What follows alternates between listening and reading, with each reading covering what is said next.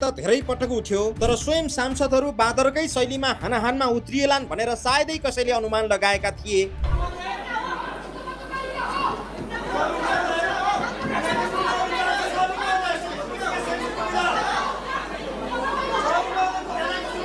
तर आज संसदमा यस्तै दृश्य देखियो। धादिङ 1 का जनताले निर्वाचित गराएर पठाएकी सांसद आशिका तामाङ आजको संसदमा रेस्लिङको रिङ भित्रकी खेलाडी भन्दा कम देखिएनन्। उनको छेउछाउमा ती अरु 3 जना सांसदले बलियोसँग नसमातेका थिए भने 2-4 जना सांसदहरूलाई एम्बुलेन्समा राखेर अस्पताल दौडाउनु पर्थ्यो होला। धन्न रासोपाकै सांसदहरू रन्जु दर्शना, ज्वाला सङ्ग्रौला, भूमिका श्रेष्ठ र प्रमुख सचेतक प्रकाश चन्द्र परियारले चारै दिशामा घेरा हालेर पाखुरीमा समातेर थमथमाए। त्यतिले नपुगेर अझै रौद्र रूप देखाउन खोजेपछि हलबाट बाहिर लिएर जानु पर्यो।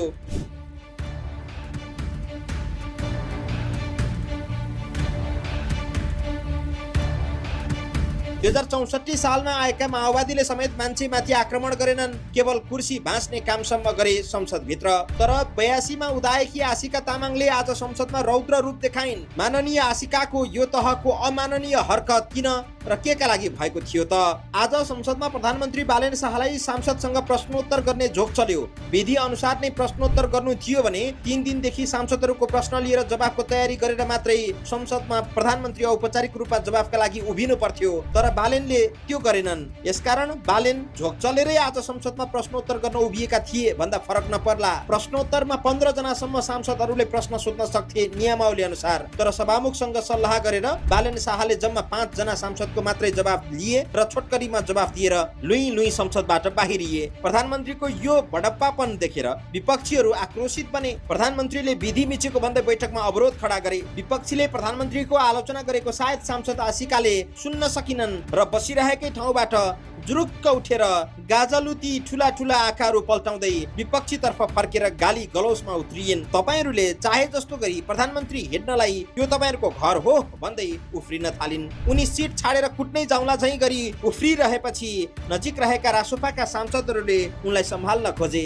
रन्जु दर्शना, ज्वाला सङ्ग्रौला, भूमिका श्रेष्ठ र प्रमुख सचेतक प्रकाश चन्द्र परियारले घेरा हालेर राखे र पनि उनको पारो नसेलाएपछि संसद बाहिर पुर्याए। केही दिन पहिलेको संसदमा पनि रासोपाका अर्का सांसद खगेन्द्र सुनार यसै गरी अराजक शैलीमा कुर्सीमाथि चढेर अश्लीलता झल्काएका थिए। आज पुनः रासोपाकी सांसद आशिका तामाङले संसदको मर्यादा भुलिन्। आशिकाको यस्तो हरकत देखेर एमालेका सांसद ऐन महरले सत्तापक्ष सांसदले विपक्षीलाई हेपेको भन्दै प्रश्न गरे। त्यसको केही बेरमा संसद शान्त पार्न सभामुख लगभग सफल भए। आशिका तामाङलाई पनि रन्जु दर्शना र ज्वाला सङ्ग्रौलाहरूले फकाई फुलाई रिस शान्त पारेर संसदमा फर्काए। त्यसपछि आशिकाले बोल्नका लागि समय मागिन्, तर सभामुख डीपी अर्यालले उनलाई समय दिएनन्। केही बेरमा पुराना पाका सांसद वर्षमान पुनले प्रधानमन्त्रीको शैली, संसद नियमावली, संसदको मर्यादा र सांसदहरूको गतिविधि समेतलाई ध्यानमा राखेर पाठ पढाएपछि संसद केही मत्थर हुन पुग्यो। राजनीतिक दलहरू नयाँ हुन् वा पुराना, जनताले सबैलाई निश्चित जिम्मेवारी दिएर संसदमा पठाएका छन्। नयाँ राजनीतिक संस्कार र फरक अभ्यासको बाचा गरेर आएका दलका सांसदबाट त झन् बढी संयम, मर्यादा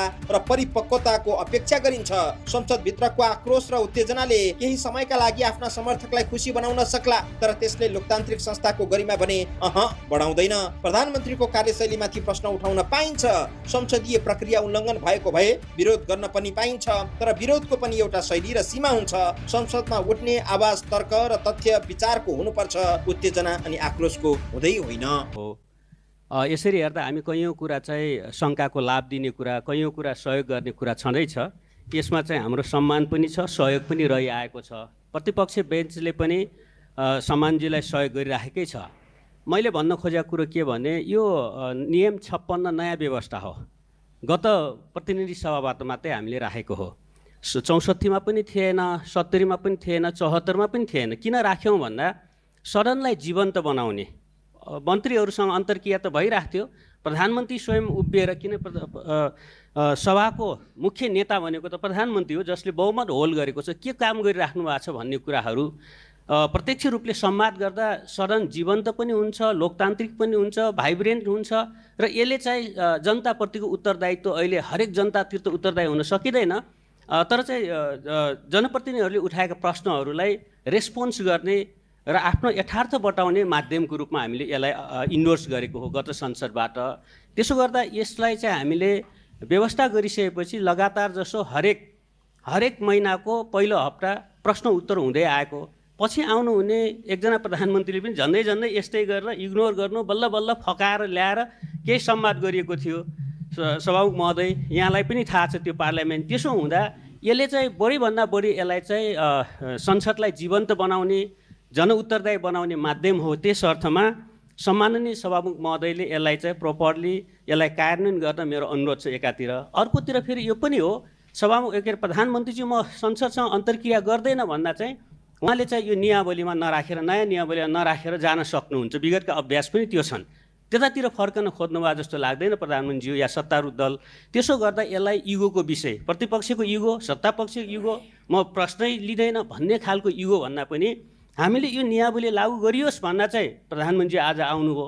आइसकेपछि प्रपर विगतका अभ्यास पनि छन्, नियावलीको नियम 58मा पनि छ कि 3 दिन अगावै प्रश्न लिएर कसले त्यो एकसाथै व्यवस्थित हुन्थ्यो। त्यो भएपछि लिखित रूपले लिने, लिखित रूपले नै प्रधानमन्त्री पनि तयार भएर आउँदा चाहिँ डिटेल जनतालाई हामी एउटा चाहिँ बताउन सक्ने माध्यम पनि हो नि त यो त प्रधानमन्त्रीको सरकारको लागि। त्यस अर्थमा यसपटक सुरु भयो, खुसी मान्नुपर्ने कुरा जस्तो भयो। यो आउनु पर्यो भन्दा कमसेकम यो महिनाको नियावली कार्यान्वयन भयो, यसमा चाहिँ संसद सफल भयो।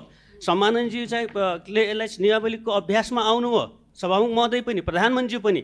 तर आगामी महिनाका अभ्यासहरू यसलाई प्रपर अभ्यासको रूपमा कि यसलाई चाहिँ अहिले सिक्दै गर्दै गर्ने रूपमा पनि अगाडि जाउँ। यसमा चाहिँ प्रतिपक्षी दलबाट पनि इगोको रूपमा नयाँ नयाँ मान्यजीहरू हुनुहुन्छ, त्यसै सत्तापक्षबाट पनि यो कि हाम्रो प्रधानमन्त्रीले के गरिदिनु खोज्या भन्ने इगोको विषय नै होइन।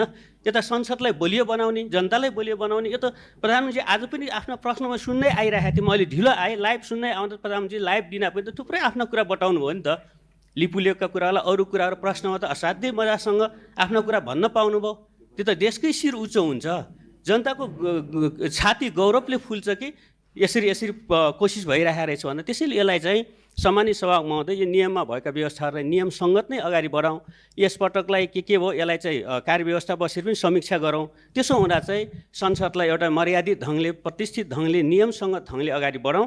त्यसो गर्दा सभामुखजीलाई मेरो सुझाव के छ भने कार्यव्यवस्थासँग अलि बढी परामर्श, झगडै गर्ने हो भने यो त पार्लियामेन्ट व्यवस्था त दलीय हो, दलका प्रतिनिधिहरू मार्फत नै गर्ने हो। त्यसो गर्दा अलिअलि झगडा गर्ने, विरोध गर्ने, आफ्नो असहमति राख्ने भए पनि भनेरै हो नि त। त्यो व्यक्ति रिसिभी प्रधानमन्त्री के अरे सभामुखजीसँग मेरो कुनै व्यक्ति केही पनि छैन, मान्यजीको व्यक्ति छैन। यो त आफ्नो पार्टीका दलका पोजिसनहरू हुन्।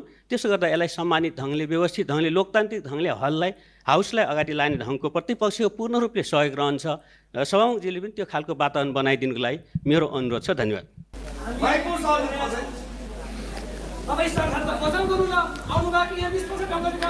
मान्य सदस्यको भाषालाई, मान्य सदस्य आरएन राईको भाषालाई सुधार्नको लागि र मर्यादित गर्नको लागि म ध्यान आकर्षण गराउँछु।